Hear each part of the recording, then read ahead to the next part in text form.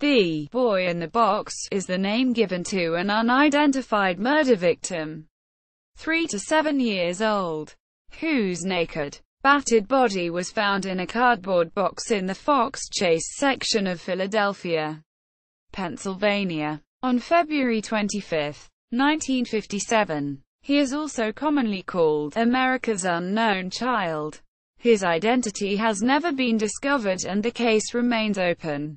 Discovery of the body. In February 1957, the boy's body, wrapped in a plaid blanket, was found in the woods off Susquehanna Road in Fox Chase, Philadelphia. The naked body was inside a cardboard box which had once contained a bassinet of the kind sold by J.C.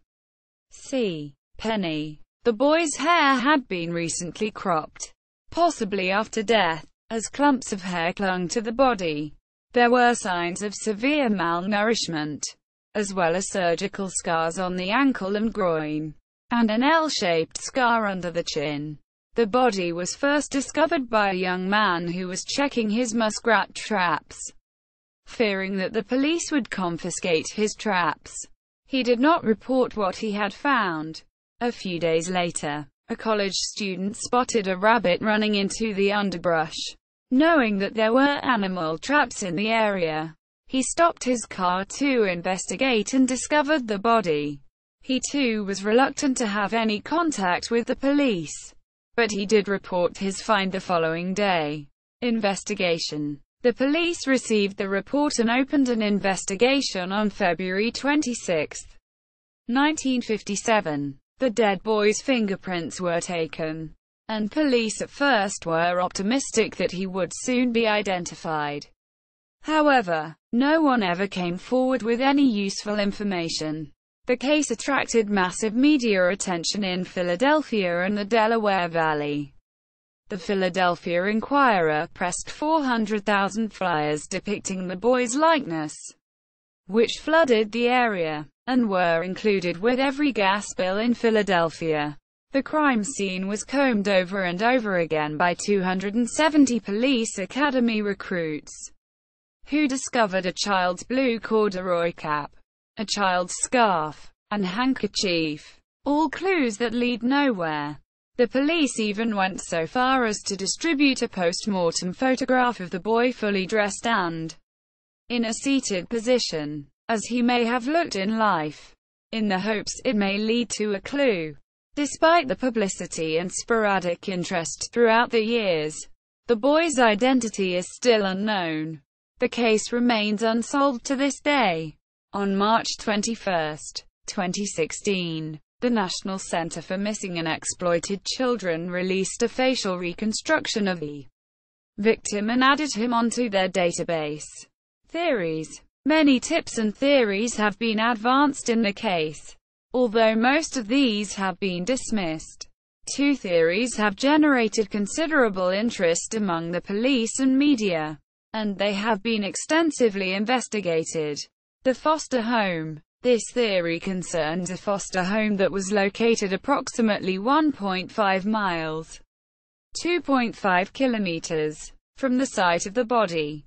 In 1960, Remington Bristow, an employee of the medical examiner's office who doggedly pursued the case until his death in 1993, contacted a New Jersey psychic, who told him to look for a house that matched the foster home. When the psychic was brought to the Philadelphia Discovery site, she led Bristow directly to the foster home. Upon attending an estate sale at the foster home, Bristow discovered a bassinet similar to the one sold at J.C. Penney. He also discovered blankets hanging on the clothesline that were similar to the one in which the boy's body had been wrapped. Bristow believed that the boy belonged to the stepdaughter of the man who ran the foster home, and that they disposed of his body so the stepdaughter would not be exposed as an unwed mother. He theorized that the boy's death had been an accident.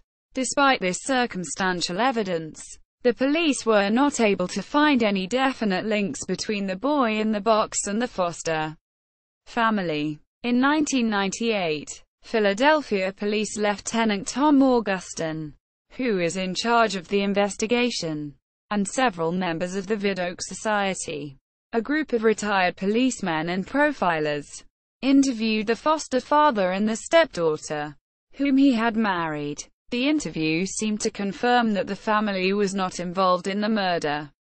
The foster home investigation was closed.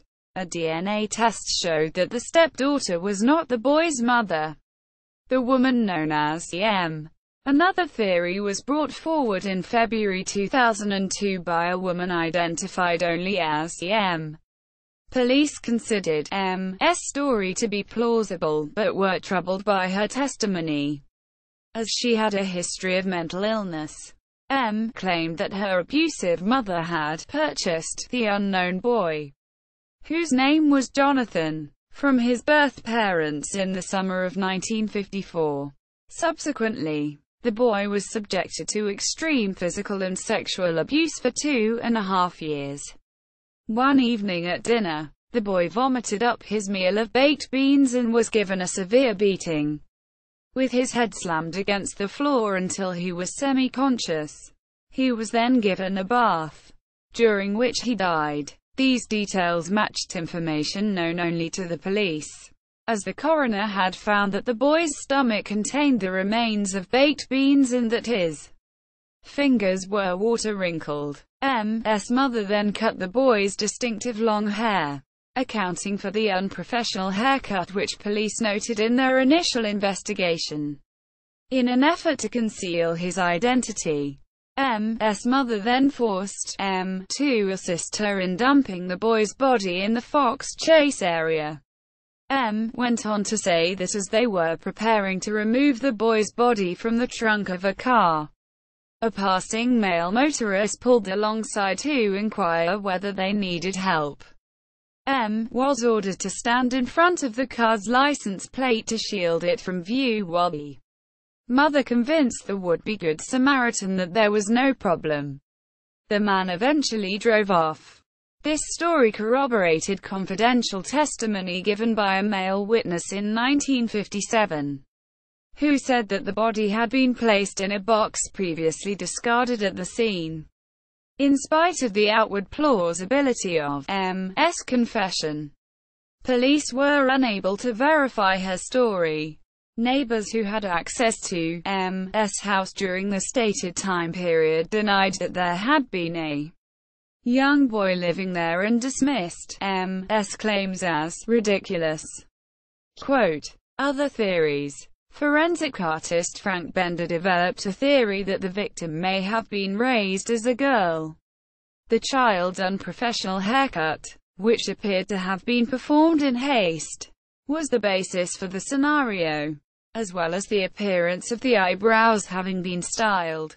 Bender later released a sketch of the unidentified child with long hair, reflecting the strands found on the body.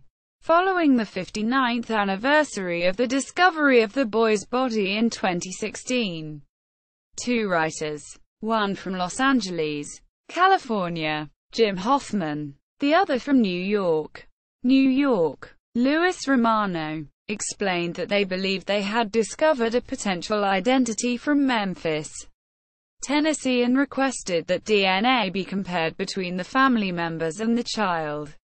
The lead was originally discovered by a Philadelphia man, who introduced Romano and Hoffman to each other, and then developed and presented, with the help of Hoffman, to the Philadelphia Police Department and the Vidocq Society in early 2013. In December 2013, Romano became aware of the lead and agreed to help the man from Philadelphia and Hoffman to personally obtain the DNA from this particular family member in January 2014, which was sent quickly to the Philadelphia Police Department. Local authorities confirmed that they would investigate the lead, yet they stated that they would need to do more research on the circumstances surrounding the link to Memphis before comparing DNA.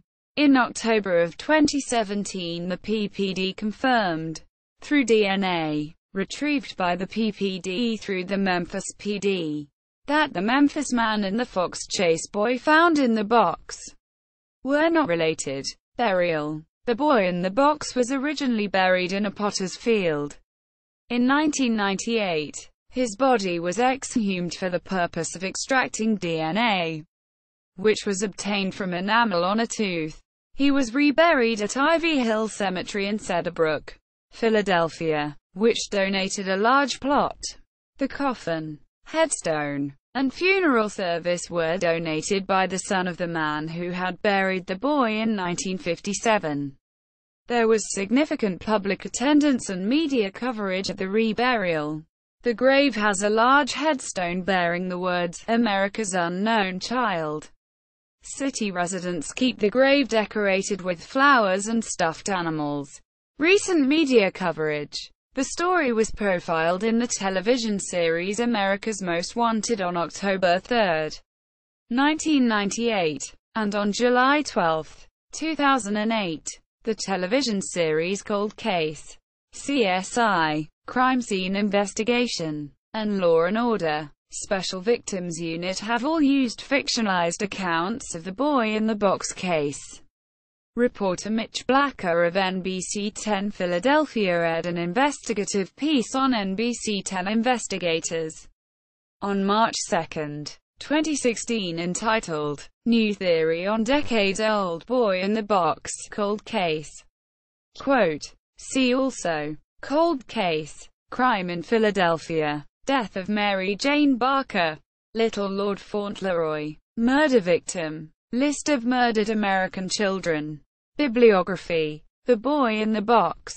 America's Unknown Child. Revised edition. By Jim Hoffman. Susquehanna Road Publishing. 2012. 284 pages. Boy in the Box. The Unsolved Case of America's Unknown Child by David Stout. You Think I'm Dead. Based on the true story of the Boy in the Box. Detective Vic Gonala series. By Louis Romano. Vecchia Publishing. 2015. 364 pages. Website. Boy in the Box at Find a Grave. Boy in the Box at the Doe Network. Boy in the Box at the National Center for Missing and Exploited Children. Boy in the Box at NamUs.